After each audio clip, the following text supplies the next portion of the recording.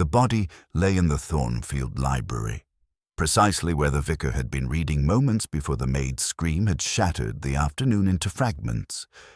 It was that of Sir Edmund Blackwell, a man of 73 years who had served for the past 2 decades as the village's lord of the manor prior to his retirement from that position some 3 years ago, a transition that had been considerably less graceful than his many years of stewardship might have suggested. Sir Edmund lay across the Persian rug with a sort of theatrical arrangement that seemed almost deliberately designed to cause maximum disturbance to those who discovered him, his face still bearing an expression of surprise, his body cooling rapidly in the afternoon air that drifted through the open windows. The letter opener, the kind with an ornate ivory handle that had been a gift from the city of Cairo 30 years prior, protruded from between his shoulder blades with a kind of obscene precision that suggested the killer had possessed either remarkable anatomical knowledge or remarkable luck, perhaps both. Dr. Hammond, having set aside both his punch and his characteristic hesitation, pronounced life extinct with the brisk efficiency of a man grateful for something concrete to do. Inspector Graves, summoned from the police station in the neighboring town of Millbrook, arrived within 40 minutes, and by that time the garden party had transformed into something resembling a very poorly organized theatrical production in which no one had been given a script. Miss Marple observed the controlled chaos with a kind of attentive stillness that seemed to make her nearly invisible to the constables, who moved about taking preliminary statements. She had positioned herself in the hallway just outside the library, ostensibly waiting to offer her own account to the inspector, though in reality she was absorbing the patterns of movement and reaction that the discovery had provoked, the way that young Oliver Ashford had not, after his initial shock, attempted to approach the library door, the manner in which Edward Waverley had immediately taken control of his household staff, issuing orders with a decisiveness that seemed to erase years of London polish and reveal something harder underneath. The curious fact that Margaret Thorpe, the school teacher, had disappeared entirely for nearly 7 minutes, long enough to have done almost anything, before reappearing with slightly disheveled hair and an explanation about having gone to fetch her cardigan from the cloakroom. And most intriguingly, the profound relief that had seemed to flicker across Violet Waverley's face in that first moment after the body had been discovered, a relief so quickly suppressed that it might have gone unnoticed by anyone less practiced in the observation of human behavior than Miss Marple had become. Inspector Graves was a competent man of perhaps 50 years, the sort of career policeman who had learned early that small-town murders followed patterns as reliable as seasons, and that the most obvious suspect was usually guilty because human beings were generally neither creative nor courageous enough to employ genuine deception. He approached the investigation with a kind of methodical efficiency that would have impressed any observer who did not happen to be Miss Marple. His first act was to establish that Sir Edmund had indeed been murdered between the hours of 3:30 and 4:15, a window of time narrow enough to be manageable. His second act was to determine that the letter opener belonged to Mrs. Waverley's personal collection and had been kept on the desk in the library, accessible to anyone who happened to venture into that room. His third act was to interview the assembled guests with the sort of cursory attention to detail that suggested he was already consolidating his theories rather than genuinely exploring possibilities. It was Edward Waverley who emerged almost immediately as the primary focus of the investigation. Edward, who had been in London only that morning at his law office. Edward, who had returned to the village with surprising suddenness, claiming that a client matter had resolved more quickly than anticipated. Edward, who stood to inherit the bulk of Sir Edmund's estate, a point that Inspector Graves discovered within the first hour of investigation and which seemed to close something in his mind with an almost audible click. Edward, who had been observed standing alone in the library just 20 minutes before the body was discovered, a fact that the vicar had mentioned casually while attempting to be helpful. Edward, moreover, who possessed an alibi that was sufficiently weak to be interesting. He had been in his room changing his shoes, a solitary activity observed by no one, just at the moment when the murder appeared to have occurred. Miss Marple listened to all of this with the kind of passive acceptance that seemed to agree entirely with the inspector's developing narrative. She even offered, when asked, a statement that mentioned observing Edward in the library doorway at approximately 3:45, looking rather distant and preoccupied, a statement that was entirely true, and which seemed to provide precisely the sort of corroboration that Inspector Graves's emerging theory required. Yet as she provided this testimony, watching the inspector's face settle into the comfortable certainty of a case coming together, she found her mind returning repeatedly to several details that seemed to exist in uncomfortable proximity to one another. There was the matter of Sir Edmund's correspondence, several letters that had been scattered across the desk, correspondence that Miss Marple had glimpsed and which bore the distinct handwriting of someone far more distressed than routine business typically produced. There was the curious fact that Mrs. Waverley had not been visibly shocked by her former brother-in-law's death, merely inconvenienced as though a cherished vase had broken rather than a human being had been murdered. And there was Oliver Ashford, who had begun to shake in small, almost imperceptible tremors that suggested something far more psychologically complex than simple shock. By the time Inspector Graves had completed his initial interviews and established his working theory, which centered almost entirely on Edward Waverley as the perpetrator, motivated by financial inheritance and familial resentment, the sun had begun its descent toward the western horizon, casting long shadows across the Thornfield lawns that had hours earlier been filled with the cheerful artificiality of social gathering. The guests had been dismissed with warnings not to leave the village, a precaution that seemed to confirm for everyone present that a solution was already forming in the inspector's mind, and that Edward's arrest was merely a matter of procedural formality. Miss Marple had watched as Edward was escorted into an upstairs room by a constable, not yet under formal arrest, but existing in that peculiar limbo of suspicion that seemed to render him simultaneously guilty and potentially innocent, depending on one's perspective. She had observed the way that Mrs. Waverley had immediately contacted her solicitor in London, demonstrating a concern for her son that was technically appropriate, yet somehow curiously muted in its emotional resonance.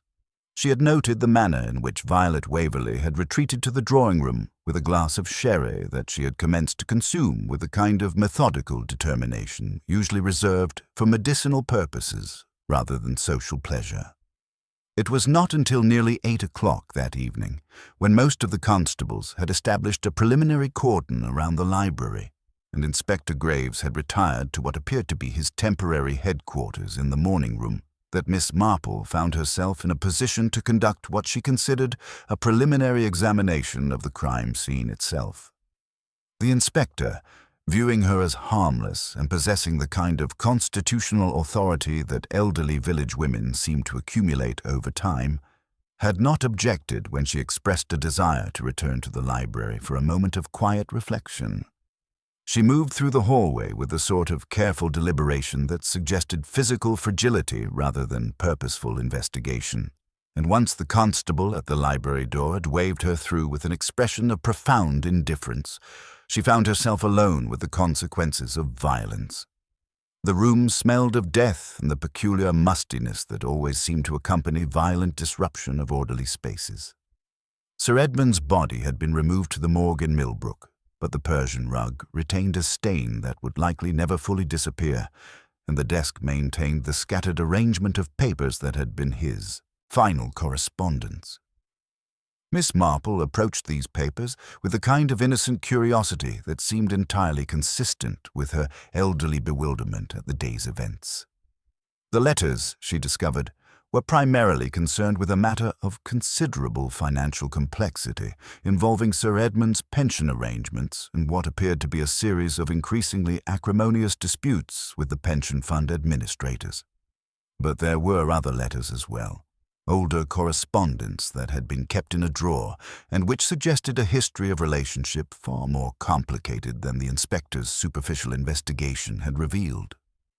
There was, for instance, a letter from Oliver Ashford's mother, written some 18 months prior, in which she expressed concerns about her son's emotional well-being in a way that suggested previous instances of psychological distress.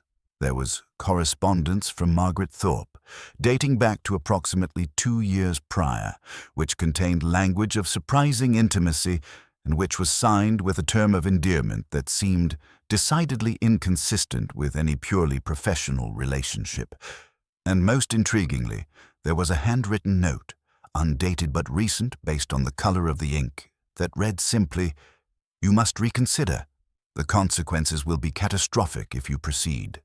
I cannot permit this to continue."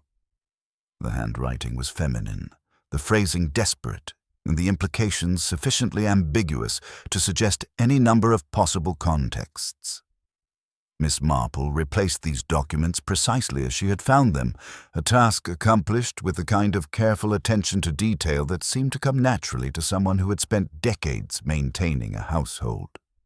She moved next to the window, which had been left open despite the evening chill, and noted the small brass latch that secured it, currently hanging loose and suggesting that the window was rarely, if ever, fully locked. The garden outside was illuminated by the oblique angles of evening light, and from this vantage point, one could see a clear path from the library window to the peripheral gardens where, at approximately 3:45, numerous people had been occupied with conversation and refreshment. The killer, assuming they had not been one of the guests present in the library at the time of discovery, could theoretically have approached from outside, committed the murder, and escaped through the same window, leaving the assembled guests to their innocent pursuits. As Miss Marple stood at the window, observing the garden pathway with an expression of thoughtful abstraction, she became aware of a sound. Footsteps on the gravel pathway below, moving with deliberate quietness toward the house.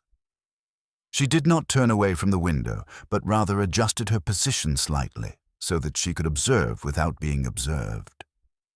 It was Oliver Ashford, moving with the kind of careful stealth that suggested he was attempting to avoid notice, making his way toward the side entrance of the manor house.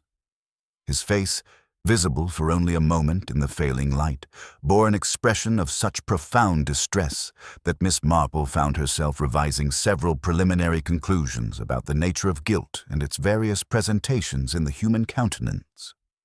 Miss Marple withdrew from the window with the kind of unhurried movement that suggested she had merely been engaging in idle observation, though her mind was now considerably more engaged than her physical demeanor would have suggested.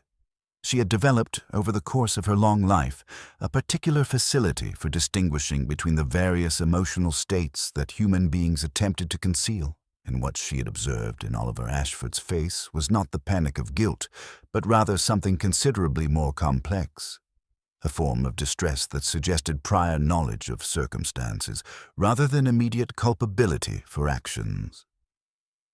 She made her way quietly from the library, nodding to the constable with a kind of grateful expression that suggested her need for quiet reflection had been satisfied, and positioned herself in the hallway with a sort of purposeful casualness that made her seem like someone simply moving through the house, rather than strategically locating herself to observe subsequent events.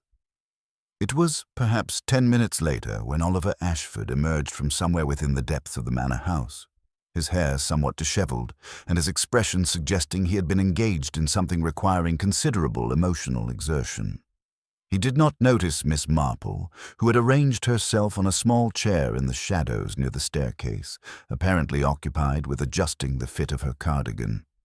Instead, he proceeded directly to the morning room where Inspector Graves had established his temporary investigation headquarters, and the sound of his knock upon the door was audible even from Miss Marple's position in the hallway.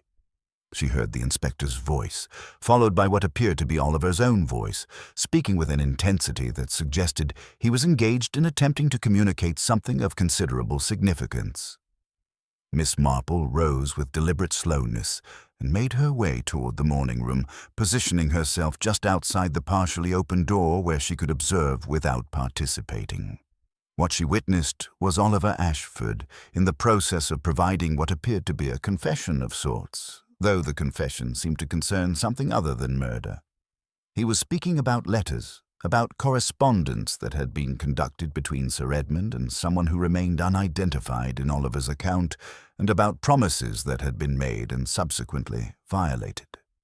His voice trembled as he explained that Sir Edmund had been engaged in a form of correspondence with Oliver's mother prior to her death 5 years ago. Correspondence that had contained certain revelations about past events that Oliver had only recently discovered among his mother's personal effects. The inspector, who appeared to regard this information as largely irrelevant to his primary theory regarding Edward Waverley's guilt, listened with a kind of polite impatience that suggested he believed he had already solved the puzzle and was merely waiting for the formal confirmation that his theory would eventually provide. What was curious, from Miss Marple's perspective, was the nature of what Oliver had not said. He had not explained why he had been moving so furtively through the house in the evening darkness. He had not clarified exactly what his relationship to Margaret Thorpe might have been, despite the inspector's rather pointed questions about his movements during the afternoon. And most significantly, he had not addressed the matter of the letter he had apparently received from Sir Edmund only 2 days prior, a letter that Miss Marple had caught a glimpse of while Oliver had been speaking, a corner of which protruded from his jacket pocket, bearing the unmistakable handwriting of the deceased. The inspector did not appear to have noticed this detail, and Oliver, for his part, seemed determined not to draw attention to it. By the time Oliver had departed the morning room and made his way upstairs to the bedrooms where the Waverley family was apparently confined for the evening, Miss Marple had formed a preliminary assessment that the inspector's investigation was proceeding with a kind of determined tunnel vision that was obscuring rather than illuminating the true nature of the circumstances surrounding Sir Edmund's death. She had made her way to the kitchen, where she had engaged the elderly cook, a woman of nearly 70 named Mrs. Hutchins, who had served the Waverley family for some 40 years, in what appeared to be casual conversation about the tragic events of the afternoon. It was through this conversation that she discovered several points of considerable interest.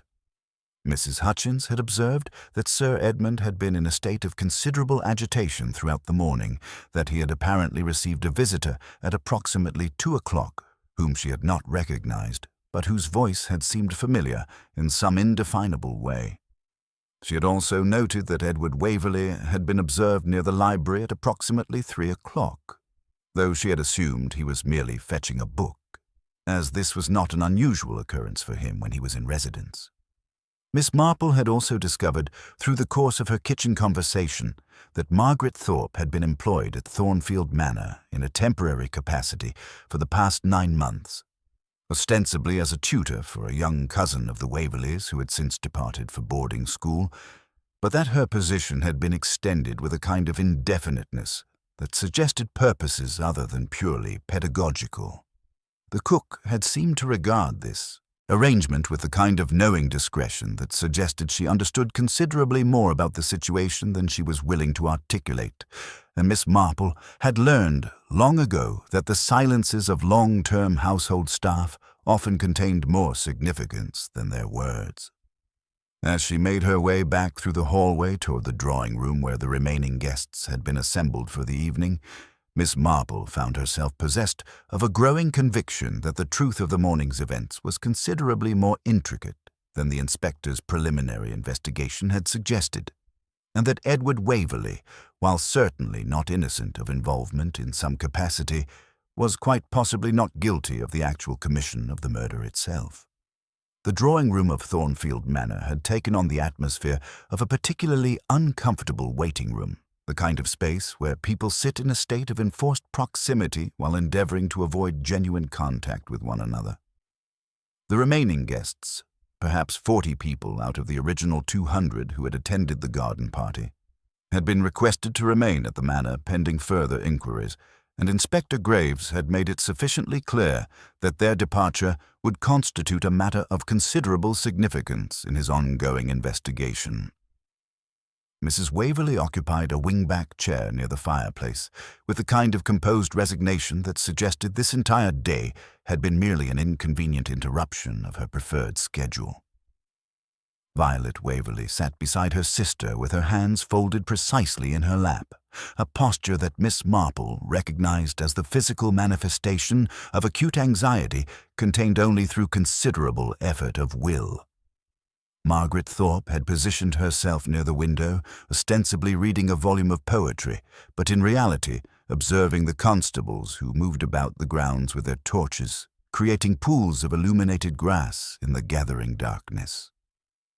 Dr. Hammond had fallen into what appeared to be an exhausted sleep, his head tilted back at an angle that would surely produce considerable neck pain upon waking, while the vicar and his wife maintained a whispered conversation that seemed to revolve entirely around the various theological implications of violence occurring within the boundaries of a social gathering. It was at approximately 11 o'clock that evening when Inspector Graves made what appeared to be a significant announcement. He informed the assembled company, made considerable progress in his investigation, and he was now in a position to request that Edward Waverley present himself for formal questioning with regard to the death of Sir Edmund Blackwell. The inspector had not used the word arrest, but the implication was sufficiently clear that several of the gathered guests drew in sharp breaths at this pronouncement. Mrs. Waverley rose from her chair with the kind of controlled dignity that suggested she had anticipated precisely this development, and she made her way toward the morning room where Edward had been confined under loose custody for the past several hours. It was at this juncture that Miss Marple, observing the procedural developments with her characteristic expression of mild interest, decided that the moment had arrived for her to introduce certain complications into what had thus far been a remarkably linear investigation. She rose from her seat with the kind of careful deliberation that befitted her advanced years, and she addressed Inspector Graves with the sort of apologetic hesitation that seemed designed to minimize the significance of what she was about to communicate. "Inspector," she began, her voice carrying that particular quality of elderly diffidence that often masked considerable certainty, "I wonder if I might trouble you with a matter that has been occupying my thoughts since this afternoon. It concerns a detail that may or may not be of significance, but given the apparent direction of your investigation, I felt it appropriate to bring it to your attention." The inspector, who had been in the process of organizing his papers for the formal interrogation of Edward Waverley, regarded Miss Marple with the kind of patient indulgence that suggested he considered her contribution likely to be peripheral to the central matter of his case. Nevertheless, he invited her to proceed, and Miss Marple settled herself into a chair across from his makeshift desk, with the kind of comfortable ease that suggested she had conducted such discussions previously. "I've been wondering," Miss Marple said, "about the precise nature of the letter opener that was employed in the commission of this crime. Inspector, you mentioned that it belonged to Mrs. Waverley's personal collection and had been kept upon the library desk. What I have been unable to determine is precisely when it was last observed in its proper location. You see, in my experience with domestic matters, and I have maintained my own household for very many decades, objects kept in shared spaces such as library desks tend to be borrowed and displaced with considerable frequency, often without the awareness of their owners." The inspector's expression suggested that he regarded this observation as somewhat tangential to the matter at hand, but Miss Marple continued with undiminished composure. "What I was wondering, Inspector, is whether you had thought to inquire as to whether anyone other than Edward Waverley might have had access to this particular letter opener during the hours immediately preceding the murder. You see, if the weapon had been removed from the desk at some earlier point in the day, perhaps during the garden party itself when numerous guests were moving through the manor, then its presence in the library at the time of the murder would not necessarily indicate anything about the identity of the person who wielded it." The inspector regarded Miss Marple with an expression that suggested his patience, while still intact, was beginning to strain at the edges. He indicated that he had indeed made inquiries about the letter opener, and that Edward Waverley had been observed in the library at approximately 3 o'clock, at which time the weapon had been in its customary location. Miss Marple acknowledged this information with a gentle nod, and she proceeded to introduce the second complication that had been occupying her analytical faculties. "I wonder, Inspector," she said, "whether you have given sufficient consideration to the matter of Sir Edmund's correspondence. You see, I could not help but observe, during my brief sojourn in the library this evening, that there were several letters upon his desk that appeared to relate to matters of considerable emotional significance. I wonder whether you have examined these documents thoroughly. I mention this only because in my experience, murders that occur under circumstances such as these are often precipitated by emotional rather than financial motivations, and the contents of a victim's recent correspondence often prove instructive in determining the true nature of the motivations involved." Inspector Graves' response to Miss Marple's gentle observations was to acknowledge, with a tone suggesting mild condescension, that he had indeed reviewed Sir Edmund's correspondence and had found nothing within it that contradicted his working theory regarding Edward Waverley's culpability. The inspector appeared to regard the matter of emotional motivation as largely irrelevant compared to the more concrete matter of financial inheritance and opportunity, and he indicated his intention to proceed with the formal interrogation of Edward with or without Miss Marple's additional insights. However, what occurred in the subsequent hour proved sufficiently disruptive to the inspector's carefully constructed narrative that even his considerable capacity for tunnel vision could not entirely dismiss what transpired. It began when Mrs. Waverley, who had been conferring with Edward in the morning room under police supervision, made an announcement that seemed to fundamentally alter the trajectory of the investigation. Edward, she stated, had decided to offer a complete account of his movements during the afternoon in question, an account that diverged in several significant particulars from the version of events that the inspector had thus far constructed. Edward Waverley, it transpired, had indeed been present in the library at approximately 3 o'clock as the inspector had determined, but his purpose in being there had not been the simple matter of retrieving a book or engaging in idle browsing that the inspector had assumed. Instead, Edward had gone to the library for the express purpose of confronting Sir Edmund regarding a matter of considerable personal significance, specifically regarding the disposition of a substantial sum of money that Sir Edmund had apparently promised to Edward's mother some 30 years prior, but which Sir Edmund had subsequently failed to honour. This sum, Edward now explained, had been intended to cover medical expenses for a condition that Edward's mother had suffered from in her later years, and the failure to honour this commitment had resulted in considerable financial hardship for the family at that time. The confrontation between Edward and Sir Edmund, while apparently acrimonious, had concluded without violence at approximately 3:20, at which point Edward had departed the library and returned to his room to change his shoes, which had become soiled during the garden party activities. What was particularly notable about Edward's account was not so much what he said, but what he did not say, or rather what he said only when pressed by the inspector regarding the specific nature of his emotional state during and immediately following this confrontation.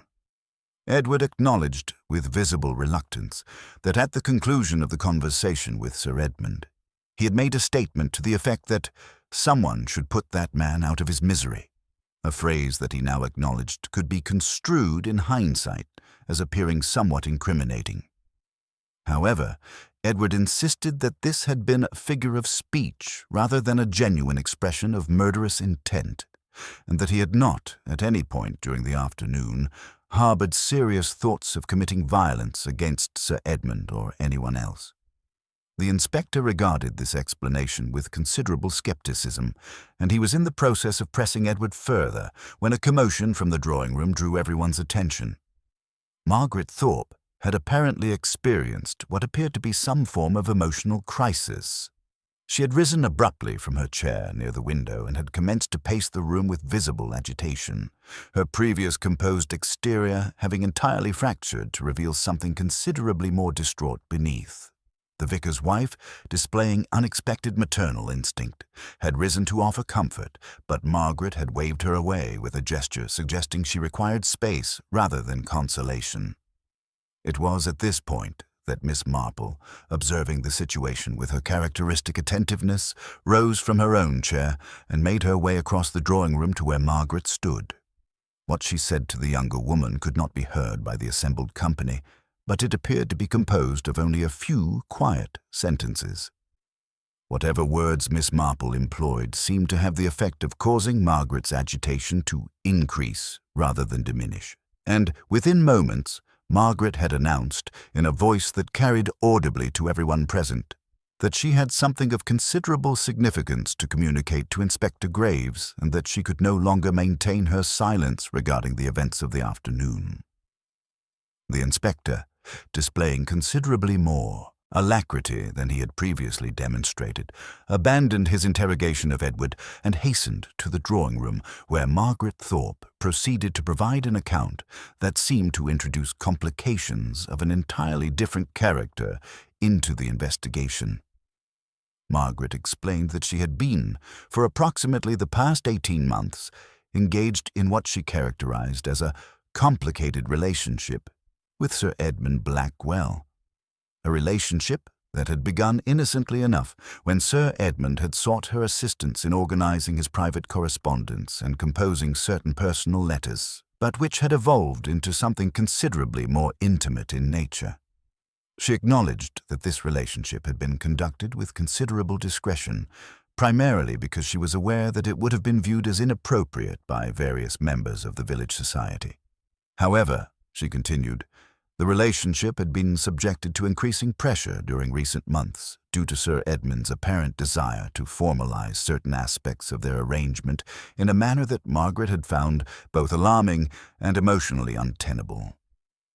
On the morning of the garden party, Margaret explained, Sir Edmund had written her a letter, the same letter that Miss Marple had observed in Oliver Ashford's possession, in which he had expressed his intention to make certain public declarations regarding their relationship and to alter his will in a manner that would provide for Margaret's financial security.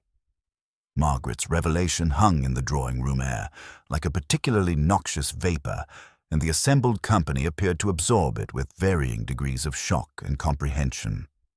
Inspector Graves, whose entire investigative framework had been predicated on financial motivation residing with Edward Waverley, seemed momentarily disoriented by this introduction of an alternative emotional dynamic. He pressed Margaret for clarification regarding the precise nature of her relationship with Sir Edmund and, more pertinently, regarding her movements during the critical hours between 3 and 4:15 in the afternoon. Margaret acknowledged that she had, indeed, been absent from the garden party during this period, and that she had, in fact, been in the library with Sir Edmund at approximately 3:30, having gone there specifically to discuss the contents of his morning letter and to persuade him to abandon his intention of making public declarations regarding their relationship. She insisted, however, with considerable emphasis, that Sir Edmund had been alive and largely unharmed when she had departed the library at approximately 3:45, and that their conversation, while emotionally intense, had not escalated to the point of physical violence. What was particularly significant about Margaret's account, from Miss Marple's perspective, was the specific detail that Margaret provided regarding the conclusion of her conversation with Sir Edmund. She mentioned that as she had been departing the library, she had observed that Sir Edmund had appeared to be in the process of writing a document, not merely composing a letter, but rather writing something that appeared to require considerable concentration and deliberation. Margaret had thought at the time that this was perhaps a revised version of his will or some other formal document, though Sir Edmund had not offered any explanation regarding what he was writing, and Margaret had not felt it appropriate to inquire further. She had also mentioned, almost as an afterthought, that she had heard voices in the hallway outside the library as she was departing, though she had not clearly identified who the voices belonged to, and had not observed any other individuals in the immediate vicinity of the library entrance.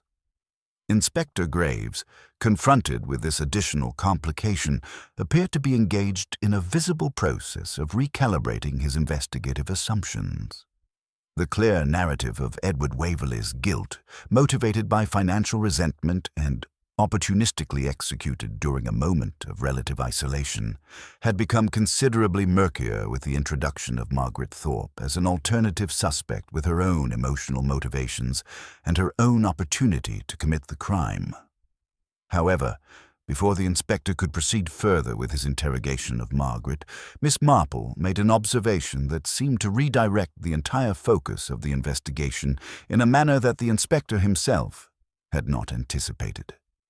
"Inspector," Miss Marple said, her voice maintaining its characteristic quality of gentle uncertainty, "I wonder if you have given sufficient consideration to the matter of the document that Miss Thorpe has just mentioned. She indicated that Sir Edmund appeared to be writing something that required considerable concentration and deliberation. What I am wondering is whether this document might have been discovered among Sir Edmund's personal effects in the library. You see, if Sir Edmund had been in the process of drafting a revised will or some other significant document at the moment of his death, the contents of such a document might prove considerably illuminating regarding the question of who possessed motivation to prevent its completion." The inspector, acknowledging the potential validity of this observation, dispatched a constable to conduct a thorough examination of the library desk and the surrounding papers. What resulted from this search was the discovery of a partially completed document written in Sir Edmund's hand, the contents of which appeared to be precisely what Miss Marple had hypothesized. A revised will that would have substantially altered the disposition of Sir Edmund's considerable estate. The document, which appeared to have been abandoned in a state of incompletion, indicated that Sir Edmund had indeed intended to make a significant bequest to Margaret Thorpe, but that he had also intended to make an unexpected bequest to Oliver Ashford, a bequest sufficiently large to suggest that Sir Edmund possessed knowledge of Oliver's financial difficulties, and perhaps harbored some form of paternal concern regarding the young man's future prospects. This revelation seemed to introduce an entirely new dimension to the investigation, for it suggested that Oliver Ashford had possessed not merely emotional motivation stemming from his mother's previous relationship with Sir Edmund, but potentially financial motivation as well if he had become aware of Sir Edmund's intentions regarding his will. Moreover, the incompleteness of the document suggested that whoever had killed Sir Edmund had done so at a moment when this revised will remained unsigned and potentially unwitnessed, meaning that the estate would revert to the previous will, in which Edward Waverley remained the primary beneficiary. The inspector appeared to be struggling to process the implications of these overlapping motivations and conflicting layers of deception when Dr. Hammond, who had awakened from his earlier sleep, made an observation that seemed to introduce yet another complication into an already complex investigative landscape.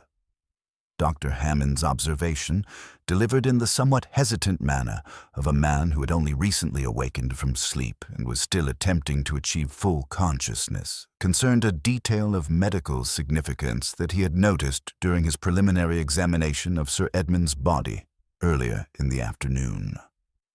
Specifically, he mentioned that Sir Edmund's pupils had appeared to be in a state of unusual constriction at the moment of his death, a symptom that typically suggested the presence of certain pharmaceutical substances in the deceased's system, substances that would not ordinarily be associated with a simple knife wound inflicted by a letter opener. Inspector Graves appeared to regard this observation with considerable interest, and he immediately dispatched instructions for a more thorough post-mortem examination to be conducted, with particular attention paid to the question of whether Sir Edmund might have ingested any medications or other substances prior to his death. This medical observation seemed to catalyze a reconsideration of the entire investigative framework, for it suggested that the murder of Sir Edmund Blackwell might not have been a simple matter of passion or impulse, but rather something considerably more premeditated and deliberate in nature. If Sir Edmund had been administered some form of sedative or other pharmaceutical agent prior to the infliction of the knife wound, this would suggest that the killer possessed either medical knowledge or familiarity with pharmaceutical substances. Dr. Hammond himself came under a degree of scrutiny as a result of this revelation, though he appeared to welcome this development with a kind of resigned acceptance that suggested he recognized the logical implications of his own observation. He acknowledged that he had been present in the manor during the afternoon and that he had, in fact, interacted with Sir Edmund at approximately 2:30 when Sir Edmund had requested assistance with what he had described as a minor headache. Dr. Hammond had provided Sir Edmund with a mild analgesic, nothing more than a common over-the-counter preparation. But he acknowledged that Sir Edmund might have subsequently obtained additional medications from other sources without his knowledge. It was at this juncture that Miss Marple, who had been observing the unfolding developments with her characteristic expression of thoughtful attention, requested permission to pose a question to the assembled company. The inspector, who had come to regard Miss Marple's contributions with increasing respect, granted this permission with evident expectation. Miss Marple's question, when it came, seemed deceptively simple in its formulation. She wondered whether anyone present had observed the precise moment at which Sir Edmund had consumed any substance during the afternoon, and more specifically, whether anyone recalled observing him consuming food or drink between the conclusion of Margaret Thorpe's departure from the library and the moment of his death. This question seemed to provoke a curious silence, as though the assembled company was engaged in a collective effort to recall details that they had previously regarded as insufficiently significant to retain in their memories. It was Violet Waverley who ultimately broke this silence, her voice trembling slightly as she acknowledged that she believed she had observed Sir Edmund consuming a cup of tea in the library at approximately 4 o'clock. She had been passing through the hallway, she explained, and had seen Sir Edmund through the partially open library door sitting at his desk with a teacup beside him. She had thought at the time that this was unusual, as Sir Edmund typically did not consume beverages while working, and she had wondered whether he might have summoned one of the household staff to bring him refreshment. However, she had not investigated this matter further, and she had not observed anyone departing the library, carrying a teapot or other serving apparatus. This revelation seemed to redirect the investigation's focus toward the question of how Sir Edmund had obtained the tea and from whom he had received it, questions that appeared to lead inexorably toward certain members of the household staff who had access to the manor's kitchen and serving facilities. The inspector commenced a series of interrogations directed toward the household staff, and it was during these interviews that a curious pattern began to emerge. The young maid who had discovered the body acknowledged that she had been instructed by someone, though she could not clearly recall by whom, to bring a pot of tea to the library at approximately 4 o'clock. She had not followed these instructions precisely, as she had become distracted by other household tasks, and by the time she had prepared the tea and begun to make her way to the library, she had encountered the vicar departing from that location and had consequently abandoned her errand. She had not, she insisted, actually delivered the tea to Sir Edmund, and she could not identify with certainty who had given her the original instruction to do so. However, she believed it possible that the voice had belonged to either Mrs. Waverley or her sister Violet, though she acknowledged that household instructions frequently came through multiple intermediaries, and that she could not be entirely certain regarding the chain of communication that had resulted in her receiving this particular task. Miss Marple, observing the confusion surrounding this matter of the tea service, requested an opportunity to examine the teacup that Violet had mentioned observing in the library. Inspector Graves, acceding to this request with evident curiosity, had the constables retrieve this cup from where it had been left in the library. What they discovered was that the cup contained the remnants of tea that had apparently been consumed partially. Approximately 2/3 of the original contents appeared to have been drunk, while the remaining third remained in the cup. A preliminary examination suggested that this remaining liquid possessed a faintly bitter almond odor, a characteristic scent that seemed to indicate the possible presence of cyanide or some similar toxic substance. The discovery of the potentially poisoned tea seemed to fundamentally transform the nature of the investigation, introducing an element of premeditation and deliberate planning that clearly distinguished this crime from the spontaneous passion that might have motivated a straightforward stabbing. Inspector Graves, Recognizing that this development required expertise beyond his own capacity to provide, immediately contacted the toxicology department at the regional laboratory to request an urgent analysis of the tea's contents. In the interim, the focus of the investigation shifted toward determining who had possessed both the knowledge and the opportunity to introduce a toxic substance into Sir Edmund's beverage, a question that seemed to implicate individuals with access to pharmaceutical compounds or other sources of poison. Dr. Hammond found himself subjected to increasingly detailed questioning regarding his knowledge of toxins and his access to potentially lethal substances, though his answers appeared to satisfy the inspector that he possessed neither the motivation nor the specific circumstances necessary to commit such a premeditated act. What emerged from the subsequent interrogations was a curious pattern of movements and communications that seemed to suggest a conspiracy of sorts, or at least a situation in which multiple individuals possessed knowledge of Sir Edmund's vulnerability and circumstances without necessarily being conscious participants in his death. Violet Waverley, when pressed regarding her recollection of observing the tea in the library, became increasingly agitated, and it eventually transpired that she had been in possession of certain pharmaceutical medications prescribed to her by Dr. Hammond for the treatment of her chronic anxiety. Medications that, she acknowledged with evident shame, she had on occasion shared with other members of the household staff when they reported symptoms of stress or insomnia. She insisted, however, that she had not personally administered any such medications to Sir Edmund, and that she had no knowledge of how toxic substances might have come to be present in his tea. Mrs. Waverley, observing her sister's distress, abruptly rose from her chair and announced that she could no longer remain silent regarding certain matters that she had been keeping confidential, and that she believed her silence had potentially contributed to the tragic circumstances that had occurred. Mrs. Waverley proceeded to provide an account that seemed to reframe several aspects of the afternoon's events in a manner that suggested considerably more deliberate planning than had previously been apparent. She acknowledged that she had, in fact, been aware of Margaret Thorpe's relationship with Sir Edmund for some considerable time, and that this knowledge had caused her considerable personal distress due to certain historical circumstances involving her own late husband and Sir Edmund that she had never fully disclosed to the assembled company. She explained that approximately 1 week prior to the garden party, she had overheard a conversation between Sir Edmund and Oliver Ashford, in which Sir Edmund had indicated his intention to substantially alter his will in a manner that would provide for both Margaret Thorpe and Oliver Ashford while simultaneously reducing the inheritance that would otherwise have accrued to Edward.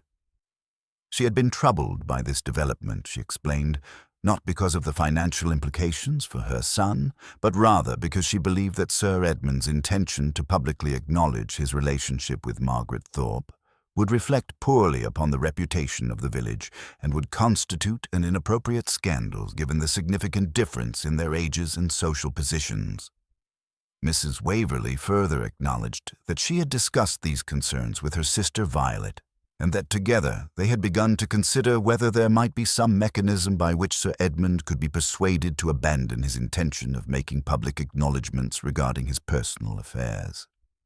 She insisted, however, that any discussions they had engaged in regarding this matter had remained purely theoretical and speculative in nature, and that she had neither participated in nor authorized the administration of any toxic substances to Sir Edmund or anyone else. Nevertheless, the implication of her account was sufficiently clear that Inspector Graves immediately began to consider the possibility that either Mrs. Waverley or her sister Violet, or perhaps both acting in concert, might have possessed the motivation to prevent Sir Edmund from executing his revised will and making his intended public disclosures. It was at this critical juncture that Miss Marple, who had been observing Mrs. Waverley's confession with her characteristic expression of thoughtful attention, made an observation that seemed to introduce an entirely unexpected dimension into the investigation.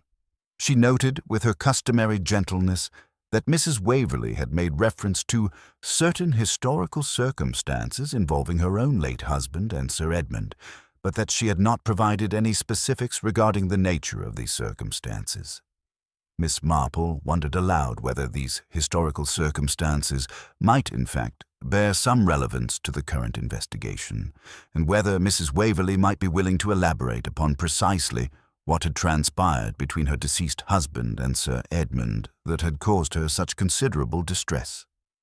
The question hung in the air with an almost palpable tension, and it became apparent that the inspector himself was intensely curious regarding this matter, though he appeared somewhat uncertain how to pursue this line of questioning without appearing to make assumptions regarding Mrs. Waverley's potential culpability. Mrs. Waverley appeared to struggle with the question for several moments before responding, and when she finally spoke, her voice carried a quality of profound weariness that suggested she had been harboring this secret for many years. She revealed that her late husband, some 25 years prior, had embezzled a substantial sum of money from a business partnership that he had shared with Sir Edmund, and that this embezzlement had resulted in Sir Edmund suffering considerable financial loss. Sir Edmund, she explained, had been aware of the embezzlement but had chosen not to prosecute the matter, instead allowing her husband to repay the stolen funds gradually over a period of years. However, the knowledge of this historical betrayal had apparently poisoned the relationship between the families for decades, and Mrs. Waverley had harbored a lingering resentment regarding what she perceived as Sir Edmund's moral superiority and his implicit judgment of her deceased husband's character. Miss Marple listened to Mrs. Waverley's revelation with an expression of sympathetic comprehension, and she acknowledged the considerable emotional burden that such historical resentment must have imposed upon the family across the intervening decades. However, she gently pressed Mrs. Waverley on a matter of considerable specificity, whether this historical resentment, while certainly providing psychological motivation, had actually translated into active participation in the commission of Sir Edmund's death. Mrs. Waverley's response was to deny any such involvement, though her denial seemed to carry with it a certain ambiguity that suggested she might possess knowledge of the crime's circumstances without having been directly involved in its execution. Inspector Graves, perceiving this ambiguity, commenced a series of increasingly direct questions regarding Mrs. Waverley's precise movements during the critical hours of the afternoon and her specific knowledge regarding who might have possessed both the motivation and the means to administer poison to Sir Edmund's tea. It was Oliver Ashford who ultimately provided the crucial testimony that seemed to redirect the entire investigation toward its resolution. He requested permission to address the assembled company, and when this permission was granted, he made an announcement that appeared to reconstitute the entire investigative framework. Oliver revealed that he had, in fact, been present in the hallway outside the library at approximately 3:50, the precise moment when the tea service had been intended for delivery to Sir Edmund. He had observed, during this brief sojourn in the hallway, Margaret Thorpe departing from the library with a somewhat distressed expression, and he had subsequently observed his own mother, or rather his mother as she existed in Sir Edmund's memory and sentiment, appearing before him in the form of certain letters that Sir Edmund had written but never sent. Oliver explained that he had discovered these letters in Sir Edmund's study while searching for the letter that he knew Sir Edmund had written to him regarding the alteration of his will. Among these letters was correspondence that revealed a secret of extraordinary significance, that Oliver himself was not, in fact, the biological son of Oliver's nominal father, but rather was the illegitimate child of Sir Edmund and Oliver's mother, a relationship that had never been publicly acknowledged, but which had persisted in a state of hidden knowledge for more than 2 decades. This revelation seemed to introduce an entirely new dimension to the investigation, for it suggested that Oliver possessed emotional motivation far more profound than anyone had previously recognized. Oliver proceeded to explain that upon discovering this truth, a truth that Sir Edmund had apparently intended to make public through the alteration of his will, he had experienced a moment of profound psychological crisis. He had gone to the kitchen with the intention of obtaining a beverage, and while there, he had encountered Violet Waverley, who had been engaged in what appeared to be an anxiety attack. During their conversation, Violet had made certain references to the medications that she had been consuming for her anxiety condition, and she had mentioned, in a moment of careless disclosure, that she had occasionally left bottles of these medications in the drawing room for other members of the household to access as needed. Oliver, acting in a state of emotional turmoil that he himself seemed unable to fully explain, had taken possession of one of these medication bottles with the vague intention of ending his own suffering through self-medication. However, Oliver continued his account with increasing intensity as he made his way toward the library, presumably with the intention of confronting Sir Edmund regarding the revelation of his paternity. He had encountered Mrs. Waverley in the hallway, and she had expressed to him her deep concerns regarding Sir Edmund's intention to make public acknowledgments about matters that she felt should remain private. Mrs. Waverley had asked Oliver whether he possessed any affection or loyalty toward the Waverley family name, and whether he might consider taking action to prevent Sir Edmund from publicly destroying the family's reputation through his scandalous disclosures. Oliver had interpreted this question as something approaching an invitation to participate in preventing Sir Edmund from executing his intentions, though Mrs. Waverley had not explicitly stated what form such prevention might take. In a state of emotional distress and apparent dissociation, Oliver had prepared a cup of tea in the library. Sir Edmund had requested it directly, and he had dissolved a significant quantity of Violet's anxiety medications into the beverage, having rationalized to himself that this action would merely render Sir Edmund unconscious or incapacitated rather than actually resulting in his death. Oliver's account thus far suggested that he had administered the poison, but Miss Marple, observing his narrative with her customary acuity, perceived that something remained inadequately explained. She asked Oliver with gentle directness whether he had, in fact, inflicted the knife wound that had ultimately resulted in Sir Edmund's death, or whether some other individual had been responsible for this final act of violence. Oliver's response was to admit that he had not wielded the letter opener, but that he had observed someone entering the library approximately 5 minutes after he had delivered the poisoned tea.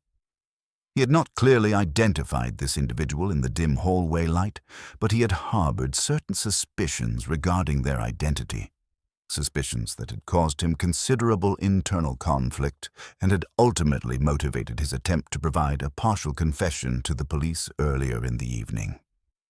Miss Marple rose from her chair with a deliberation that seemed to command the full attention of everyone present in the drawing-room, and she directed her gaze toward Edward Waverley with an expression of such profound comprehension that Edward himself seemed to physically recoil from the weight of her observation.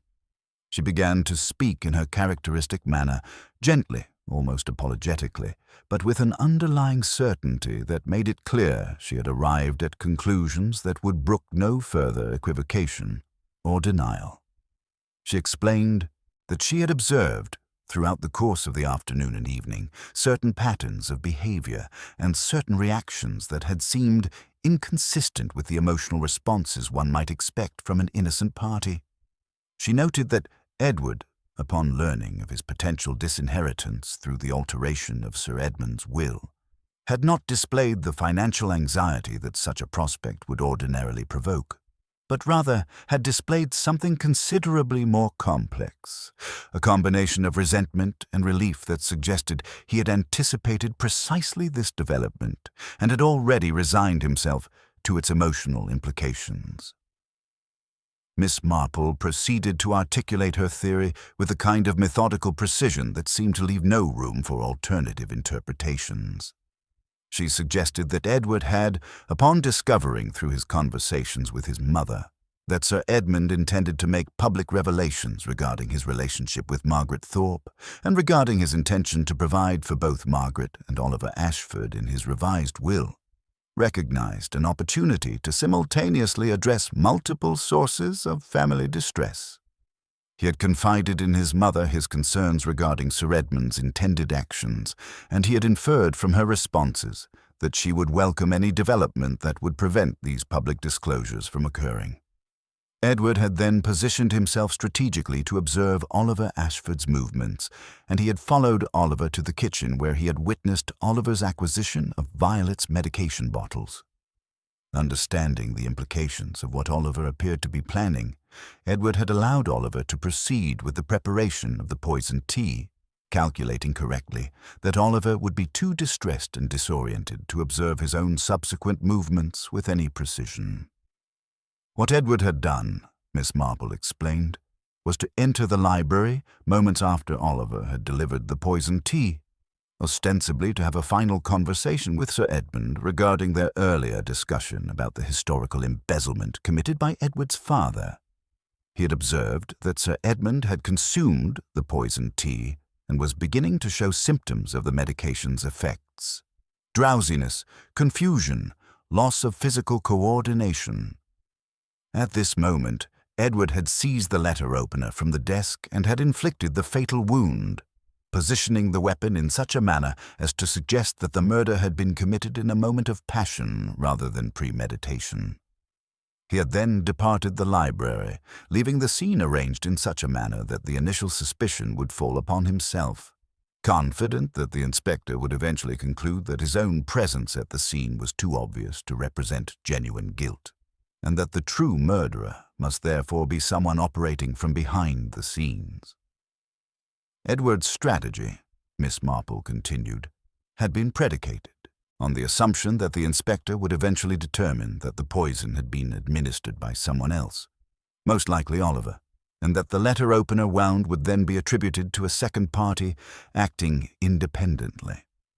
The beauty of this approach was that it created sufficient confusion and multiple layers of culpability that the true nature of Edward's central role would be obscured beneath the accumulation of secondary details and competing theories.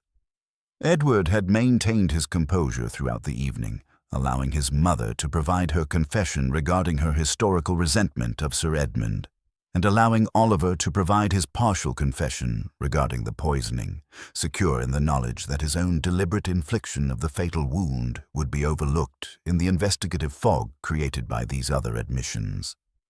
Inspector Graves, upon hearing this analysis, appeared to undergo a visible transformation in his understanding of the circumstances surrounding Sir Edmund's death.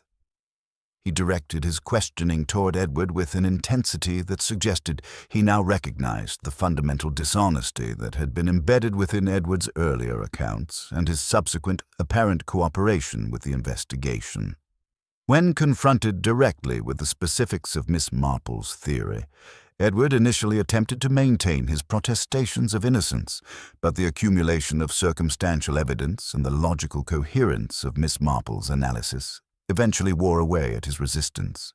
He ultimately acknowledged that he had, indeed, been the one to inflict the fatal wound, and that he had deliberately manipulated both Oliver Ashford and the investigative process to obscure his own culpability. Miss Marple received Edward's confession with an expression of profound sadness rather than triumph, and she made an observation that seemed to capture the essential tragedy of the situation. She noted that Edward had possessed the intelligence and capability to construct an elaborate deception, yet he had employed these capabilities toward the purpose of committing a premeditated murder motivated primarily by wounded family pride and financial anxiety. She suggested that had Edward devoted a fraction of the mental energy he had expended on his deception toward the management of his emotional responses and his relationship with his family, the tragedy of Sir Edmund's death might have been entirely avoided. As Inspector Graves proceeded with the formal arrest of Edward Waverley, and as the drawing-room descended into a state of shocked silence broken only by Mrs. Waverley's quiet weeping, Miss Marple returned to her chair with a kind of composed resignation that suggested she had seen this particular pattern of human behavior repeated countless times across her long lifetime.